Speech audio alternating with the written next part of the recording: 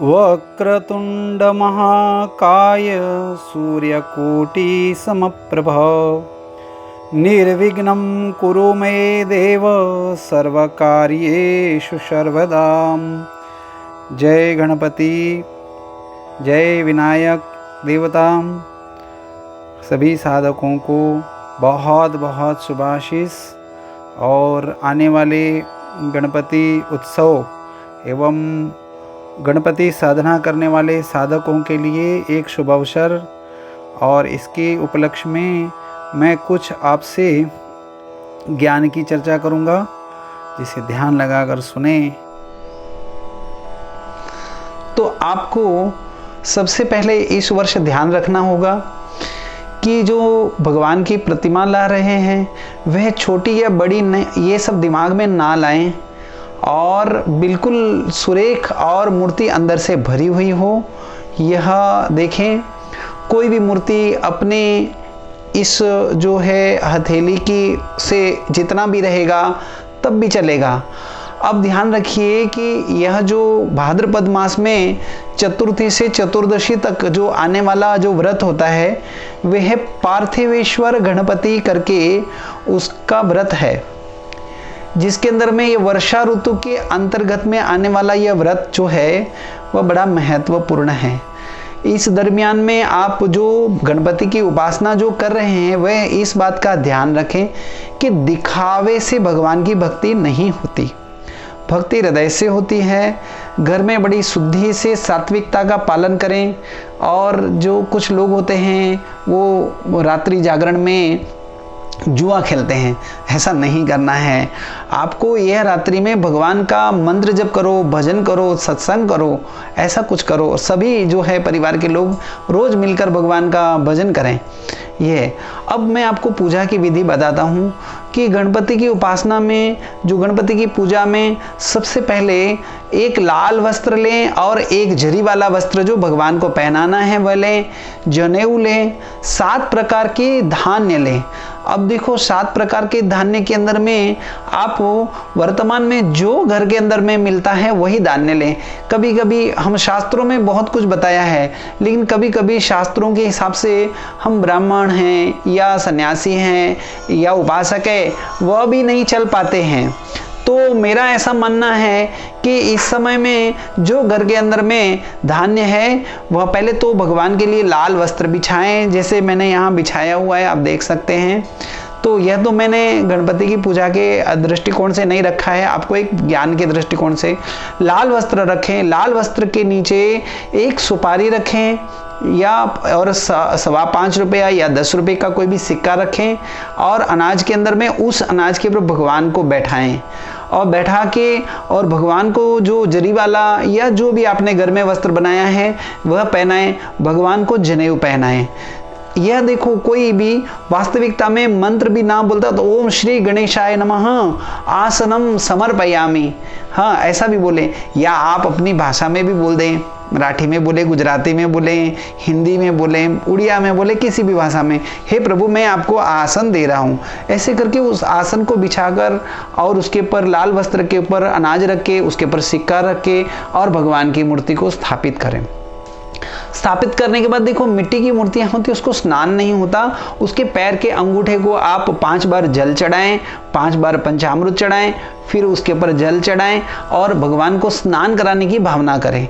कभी कभी आपको बहुत विशेष इच्छा होती है कि आप कोई जानकार है, विशेष अथर्वशीर्ष इत्यादि आता है या संकटनाशन स्तोत्र आता है और उससे अभिषेक करने की इच्छा है, तो बाजू में छोटी सी पीतल की मूर्ति रखें और उसी की ही अभिषेक से कर लें।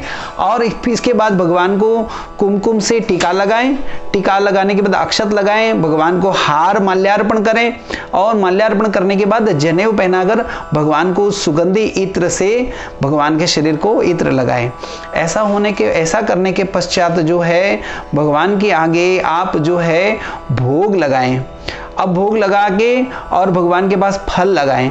फल लगाने के पश्चात देखो, भगवान को जो जो प्रिय है, तो भगवान गणेश जी को प्रिय है गुड़, खोपरा और दुर्वा, और भगवान को जो है लड्डू प्रिय है, बरोबर है। तो ये और एक जो पुष्प आता है जिसको हम जासवंती कहते हैं, वह जासवंती का पुष्प भगवान को बहुत प्रिय है, यह लगाएं। और बाजू में एक अखंड दीपक जलाएं, जो जितना दिन आपके घर में गणेश जी है उतना दिन वह दीपक जलता रहे। उस दीपक के नीचे भी एक थोड़ा सा चावल लगाएं और उसको भगवान को, अग्निदेव को प्रार्थना करें कि जब तक हम यह कर्म कर रहे हैं तब तक जो है वह दीपक जलता रहे। और परिवार में एक व्यक्ति है वो भगवान के सामने ही बिस्तर डाल के सोए, रात में कभी अगर जो दीपक बुझ जाता है तो उसको पुनः प्रज्वलित कर ले। और एक कलश जो है इसके अंदर में चाहे आम के पत्ते हों या नागरवेल के पत्ते हों या अशोक के पत्ते हों, उस पत्तों को डालकर और एक कलश स्थापित करें। और यह सब करने के पश्चात जो है भगवान गणेश जी की माता गौरी है, उस गौरी देवी का भी आह्वान करें। महाराष्ट्र में बहुत से जगह में गौरी उनको कहीं कहीं उनको पत्नी समझ लिया जाता है, लेकिन ऐसा नहीं है। गणेश जी की पत्नी है सिद्धि और बुद्धि, वो उनको, तो गणेश जी की जो भी मूर्ति रखते हैं उसकी बाजू में 2 सुपारियां रखें सिद्धि और बुद्धि के निमित्त से, और उस सुपारियों में उनकी पत्नियों का आह्वान और ध्यान करें। ऐसा करने के पश्चात जो है आप उसको भगवान की जब भोग लगा दिया और घर में जो भी आपका भोजन बनता है वह भोग लगाकर और भगवान की अच्छे से आरती करें। आरती करने में यह बात ध्यान रखें कि घर में अगर जो आपने कोई भी मूर्ति की स्थापना की है तो इसकी 3 या 5 बार आरती होनी चाहिए। तो एक तो सुबह उठाने की आरती होती है, उसके पश्चात जो है श्रृंगार की आरती होती है, और उसके पश्चात दोपहर में भोजन की आरती होती है, और एक शाम को निराजन की आरती होती है, और एक रात्रि में शयन की आरती होती है। तो ये 5 आरतियां करें, ऐसा नहीं हो सकता तो 3 तो जरूर करें, एक सवेरे श्रृंगार की, दोपहर में भोजन की और शाम को निराजन की। ये 3 प्रकार की आरती करें और भगवान को जो है निवेदन करें। और एक बात याद रखें, भगवान को, गणेश जी को अगर जो बैठाया है तो घर में क्लेश ना करें, किसी का मन ना दुखाएं और बिल्कुल संयमित रहें। और इस समय में हो सके तो जो मूल मुख्य व्यक्ति होता है वह कोरा वस्त्र पहन के ही भगवान की पूजा करें, और पूजा होने के बाद वह कोरा वस्त्र बाजू में रख दे। यह करने के पश्चात जो है जब भगवान को भेजना है, जब आपको विदाई करना है, वैसे तो भगवान कहाँ विदाई होते हैं, भगवान तो हमारे हृदय में ही हो जाते हैं, लेकिन उस मूर्ति का तेज, आप ये मत सोचिए कि आप गणेश जी को विदाई कर रहे हैं, ऐसा नहीं होता है। गणेश जी को जब विदाई करना है ना तो ऐसा नहीं उसकी मूर्ति का विदाई होता है, भगवान की मूर्ति को हिलाने का नियम है। तो हिलाने का मतलब भगवान की मूर्ति को आगे की तरफ लिया जाता है, और वो लेने के समय भगवान का जो तेज है वो आपके शरीर में आ रहा है, और ये मूर्ति अब जो है साधारण हो गई है ऐसा समझ के और विदाई करें। और वहां जब विदाई करने जाएं तब वहां पर एक नारियल फोड़े, वहां पर जो इसको बलि कहते हैं, वहां दिशा बलि दी जाती है।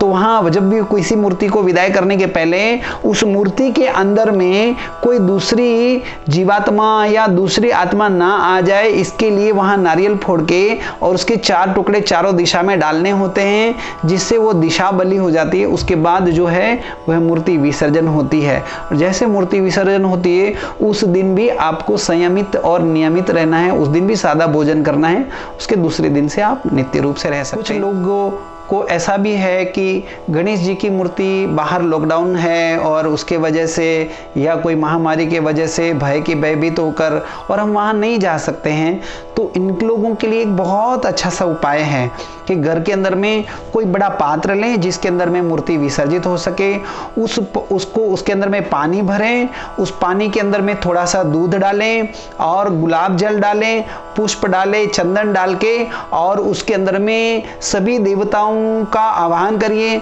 सभी नदियों का आह्वान करिए, समुद्र का आह्वान करके ऐसी भावना करिए, और उसके बाद उसके अंदर में मूर्ति विसर्जित करिए। और जब ये पूर्ण रूप से मूर्ति पिघल जाए तब उसका जल जो है अपने आजू बाजू के कोई भी वृक्ष है उसके अंदर में डाल दीजिए। आपकी ये जो है परंपरा भी स्थिर रहेगी, परंपरा भी आपकी हो जाएगी और आपको इसका फल भी पूर्ण प्राप्त होगा। विशेष जानकारी के लिए आप जो है सब्सक्राइब करें, बेल आइकन दबाएं। कोई भी प्रश्न करें मुझे फेसबुक, ट्विटर एवं व्हाट्सएप पे आप पूछ सकते हैं, मुझे मेरा संपर्क कर सकते हैं, मैं आपको निःशुल्क मार्गदर्शन करूंगा। जय गणेश, जय भगवती।